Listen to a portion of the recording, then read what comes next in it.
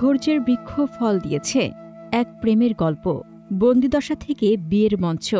আকরাম আবু বক্কর হলেন সদ্য মুক্তিপ্রাপ্ত একজন ফিলিস্তিনি। দখলদার ইসরায়েল তার বিরুদ্ধে 3টি যাবজ্জীবন কারাদণ্ডের আদেশ দিয়েছিল। বহু বছর বন্দী থাকার পর সম্প্রতি তিনি মুক্তি পেয়েছেন। কায়রোতে বিয়ে করেছেন সেই নারীকে, যাকে তিনি গভীর প্রেম ও ভালোবাসার প্রতিদান হিসেবেই তালাক দিয়েছিলেন। কিন্তু সেই নারী 23 বছর ধরে ধৈর্য ও বিশ্বাস নিয়ে আকরাম আবু বক্করের মুক্তির অপেক্ষায় ছিলেন।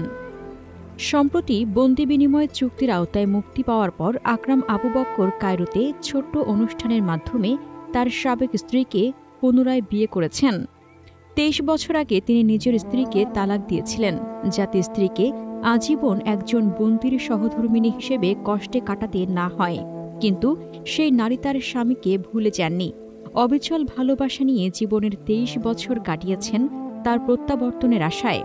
অবশেষে আকরাম আবু বক্কর মুক্তি পাওয়ার সঙ্গে সঙ্গে তিনি কায়রোতে গিয়ে তাকে স্বাগত জানান।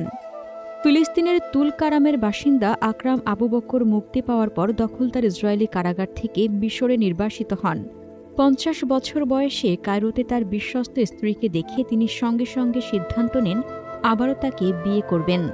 এই পুনর্মিলনটি গাজায় যুদ্ধবিরতি এবং প্রায় 250 জন ফিলিস্তিনি বন্দীর মুক্তির সঙ্গে একযোগে ঘটে, যা আশা ও বিজয়ের প্রতীকে পরিণত হয়েছে। হাসনাতুজ্জাহান হিমু, মিহান নিউজ 24।